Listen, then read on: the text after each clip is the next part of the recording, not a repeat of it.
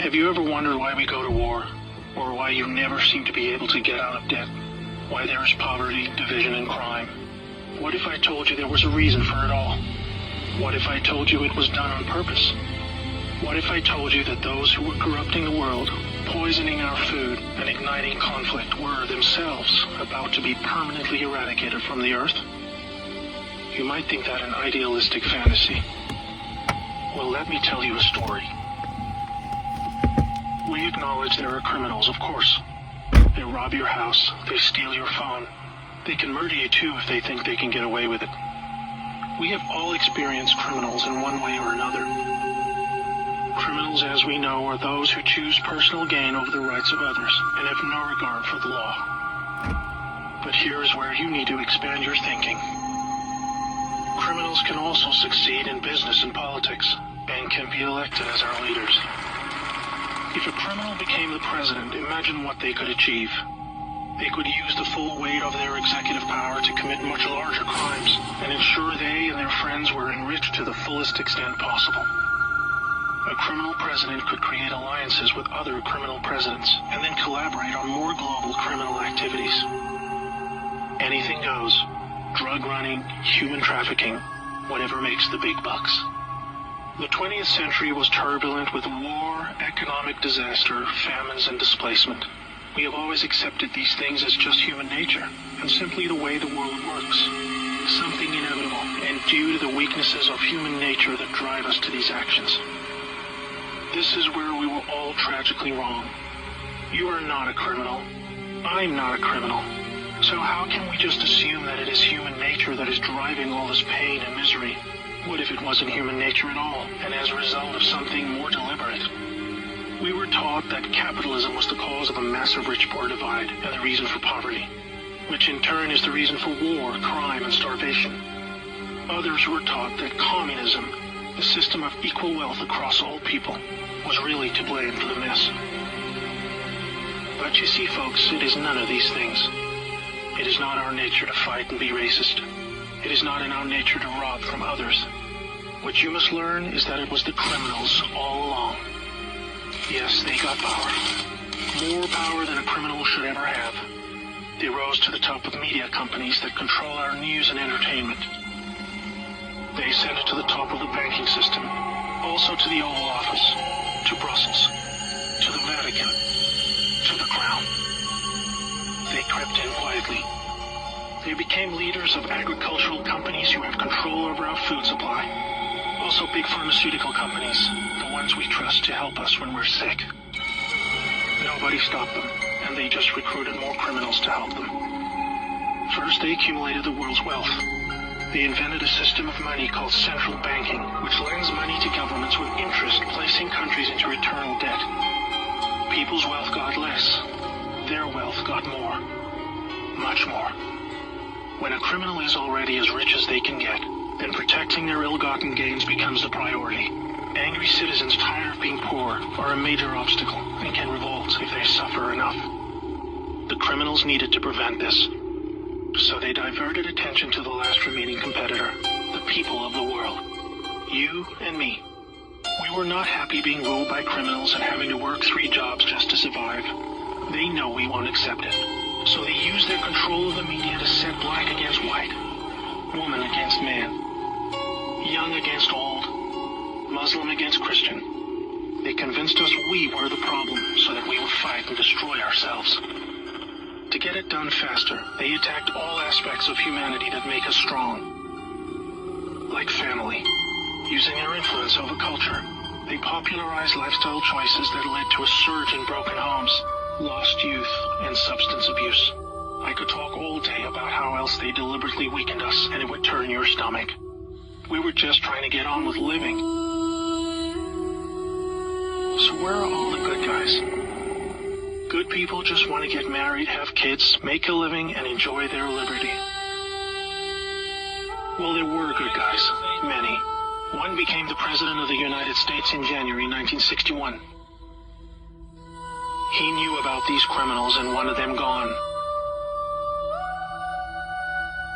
He knew their intentions for us all, and he wanted to fight them. Sadly, he had no idea how powerful they had become. also had good intentions for the American people. He knew this criminal mafia controlled almost everything by this stage, including the powerful rogue intelligence agencies. His economic policies were promising, but the criminals needed a weak America to hold on to their power. Reagan was shown with a bullet that a growing U.S. economy and prosperous citizens were not what the criminals wanted. It was looking pretty grim for good people.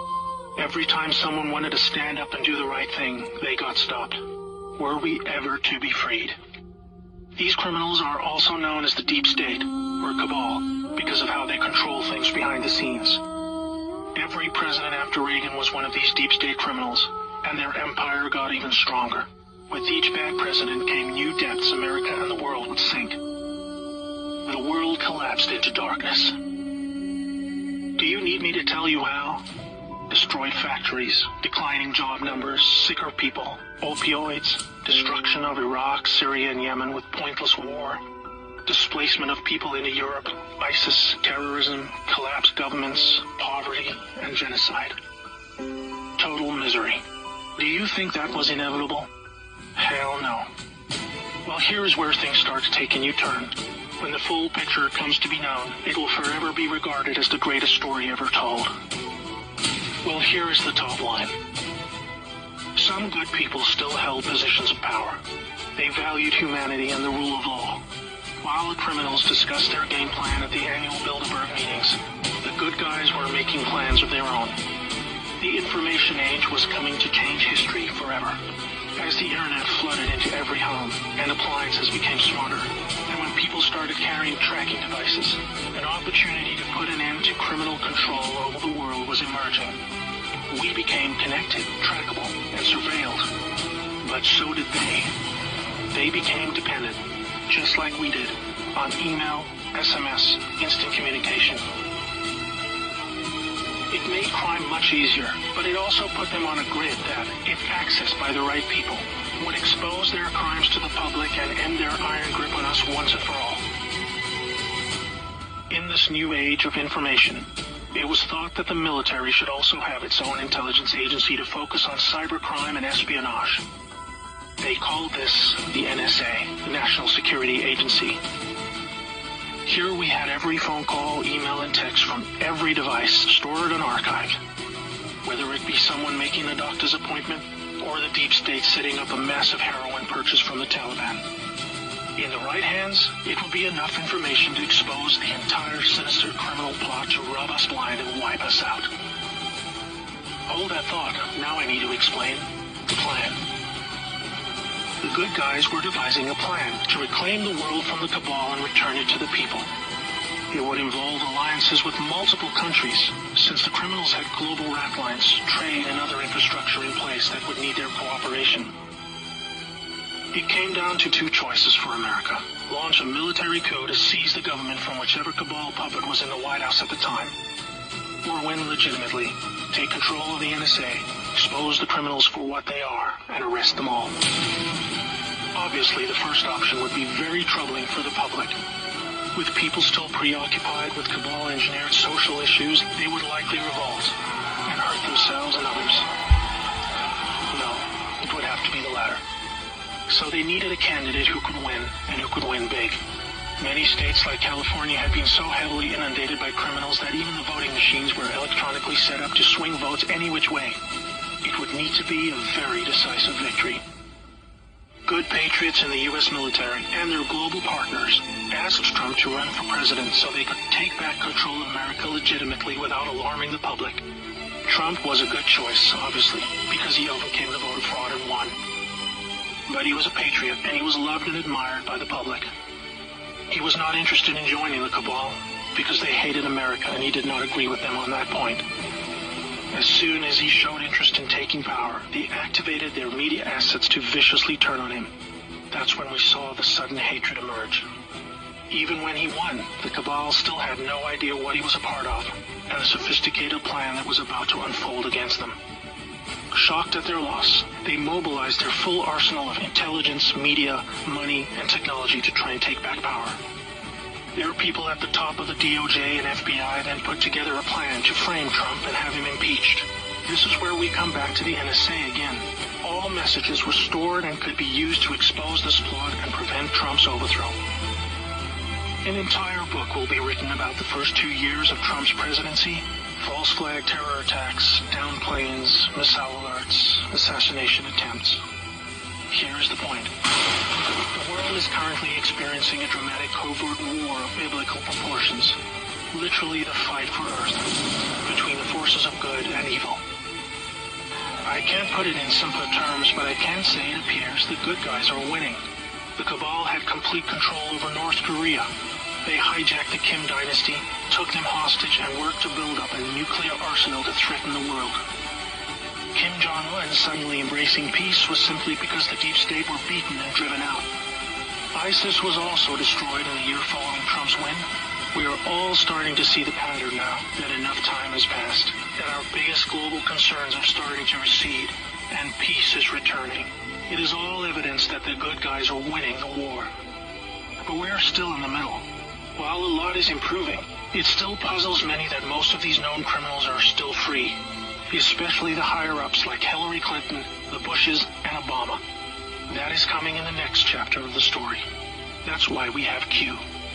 The good guys with control over the NSA began the Q intelligence dissemination program to invoke an online grassroots movement that came to be called the Great Awakening.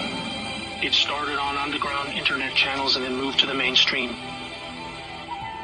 Q has been a fun distraction for those who follow world events and desire truth, but it is about to begin a much more important and necessary phase, keeping the public informed when the deep state war breaks out onto the surface. By this, I mean high-profile arrests. Yes, folks, the criminals I'm referring to are famous politicians, actors, singers, CEOs, and celebrities. People who have earned our trust, respect, and admiration. They have done very bad things that are all fully known and documented, and they will be severely punished. Those of us who have followed Q since the beginning will be here to help you make sense of the coming events. We are among the first to realize that our petty partisan divisions are just trivial distractions, and we are all enslaved by a hidden enemy. We realize that the problem was never capitalism or socialism, Democrat or Republican, black or white, Muslim or Christian. We know it was just very powerful criminals who had too much power. Fellow slaves, it's time to buckle your seatbelt, recognize your true enemy, and embrace a new future that we all owe to the brave patriots who risked their lives to achieve this victory against the greatest force of evil the world has ever known.